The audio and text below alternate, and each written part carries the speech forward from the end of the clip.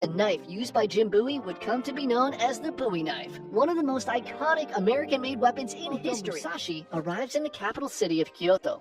The trip is not a vacation. He's here on a mission to seek out and duel a member of the famed Yoshioka school of swordsmanship. The Yoshioka were once the private instructors of the Ashikaga shogun and are considered the best in the land. Decades ago, Musashi's father Munisai had dueled the founder of the school, Yoshioka Kenpo, and won 2 of the 3 bouts. Musashi is determined to prove to himself and the rest of the world that he's just as skilled as his father, and defeating a member of the Yoshioka school was his first step. The head of the school, Yoshioka Seijudo, quickly accepts. Though Musashi was an unknown name, the Yoshioka never forgot about their founder's defeat at the hands of Munisai, and defeating his son would avenge this loss for their family. The duel is arranged to take place on March 8, 1604, in front of the Rendai No Temple, and just like the duel between Musashi's father and Yoshioka Kenpo, each swordsman will be armed with a wooden sword. On the day of the duel, Seijudo arrives at the agreed-upon time, but Musashi is nowhere to be seen. Hours pass, and Seijudo grows more and more impatient. Finally, Musashi arrives and the duel begins, with Seijudo flustered and upset at the disrespect Musashi has shown him. The two engage, but the duel is over in a single strike, as Musashi shatters Seijudo's shoulder, leaving him unable to grasp a sword ever again. When he recovers, he is humiliated. He gives up his school and becomes a monk. Musashi had achieved his goal, and his short time in Kyoto was at its end. But Seijudo's defeat has left the Yoshioka school in chaos. Their master defeated by an unknown wandering samurai. This is a disgrace and cannot go unavenged. So Seijudo's brother, Denshichiro, immediately challenges Musashi to a second duel to restore their family's honor. Musashi agrees, and again leaves Denshichiro waiting for hours at their agreed-upon location. When Musashi arrives, Denshichiro is enraged and attacks him immediately with a 5-foot-long wooden sword. Musashi catches the blade and rips it from Denshichiro's hands. He then beats him to death with his own weapon and walks away. At this point, Musashi has completely destroyed the reputation of the Yoshioka. The legendary family is now forced to install a 12-year-old, Seijudo's son named Mate Shichiro, as the head of their school. After all the damage he's done, Musashi cannot be allowed to leave Kyoto alive. A third and final duel is offered to Musashi to be held at the Ichijoji Temple under the famous Sagarimatsu pine tree. Mata Shichiro, the 12-year-old, will be the one to take down Musashi. When he receives the invitation, Musashi has his doubts. I mean, he just bodied their 2 best swordsmen, and now they want him to fight a 12-year-old? So instead of his normal strategy of arriving late to throw off his opponent, he arrives early and hides behind a tree. His suspicions are soon proven correct, as the remaining Yoshioka family and their students arrive with a company of men armed with bows and Tanegashima rifles. There was never going to be a duel. The Yoshioka were planning to kill Musashi in an ambush. But before the Yoshioka can take their positions, Musashi jumps out and shouts, "Musashi waits for you!" and slices through the 12-year-old boy, instantly ending the Yoshioka school for good. The Yoshioka watch in horror as their young master falls to the ground. Their shock is quickly replaced by anger, and they raise their weapons and close in on Musashi. First, the students attack and try to take him down, but they're no match for the wandering swordsmen and are quickly struck down. The archers begin firing, and Musashi's sleeve is shot with an arrow. He then draws his second sword and engages the mob single-handedly. Like a predator chasing wild game, the men scatter as Musashi rushes them. Anyone who confronts him is cut down. The Yoshioka swordsmen have never faced anyone who fights in this barbaric style, and they can't keep up with the speed of Musashi's 2 blades. Musashi cuts down 10 more men before the rest of the Musashi and his 2-sword fighting style is Brittany is lying on his deathbed. Surrounding him, his closest family and allies are all deeply troubled. See, John never had any children, and there's a lot of confusion on who's supposed to take his place as ruler. They ask him over and over again, "Who will rule after you are gone? Who?" John coughs and turns, and the people around grow silent. "Shh, he's gonna say something." For God's sake, leave me alone and do not trouble my spirit with such things. Brother Jean de Montfort and the husband of his niece, Charles of Blois, each independently made the long journey from central Louisiana all the way to the remote area of Natchez, Mississippi. Sharing similar ambitions for wealth and power, the 2 men have repeatedly crossed paths, and over the years, grown to hate each other. Every attempt at peace has devolved into a shouting match, and with no path to settle their grievances with words, they're looking to squash their beef once and for all with a pistol duel on a sandbar island in the middle of the Mississippi River. Like modern-day prize fighters, Wells and Maddox had each brought with them 5 supporters. But if the goal was peace after this duel, the two men could not have chosen worse cornermen.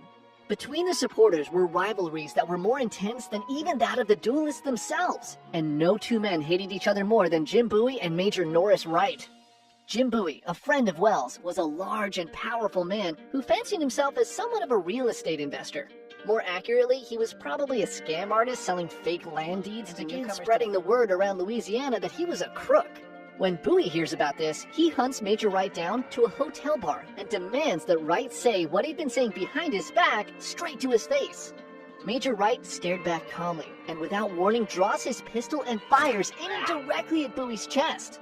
The bullet somehow hits a coin pouch tucked in Bowie's vest pocket, saving his life, and without thought, he launches himself at Wright.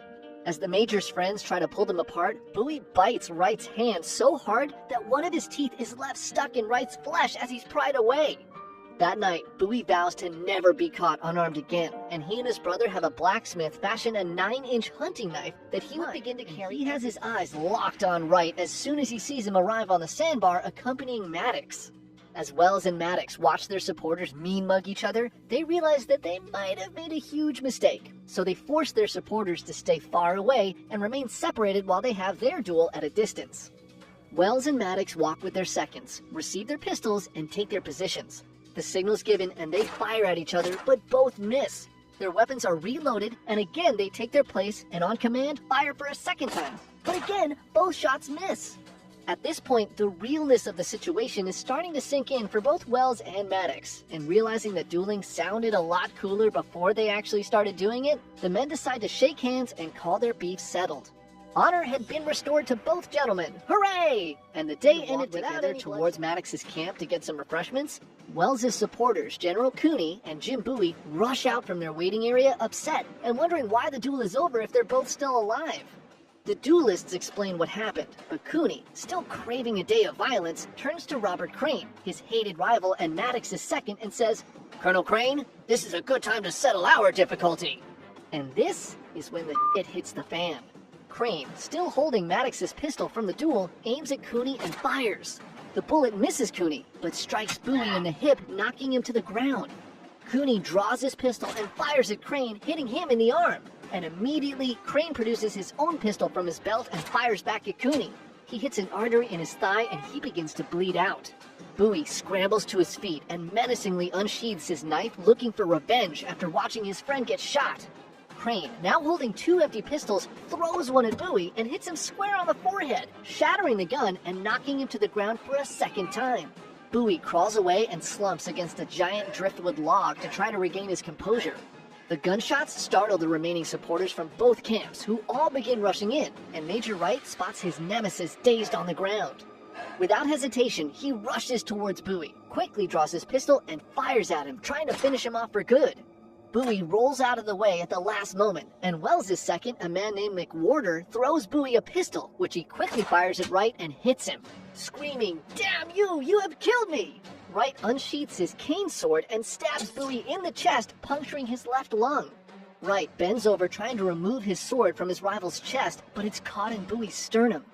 Bowie quickly swipes at the Major with his free hand and manages to snag a hold of Wright's collar. With the cane sword still lodged in his chest, Bowie pulls himself to his feet and whispers into Wright's ear, "And now, Major, you die." He plunges his knife into the heart of his sworn enemy, taking his life. As Bowie and Wright stand in their bloody embrace, Wright's friends, the Blanchard brothers, fire their pistols at Bowie, and one of the bullets pierces his arm.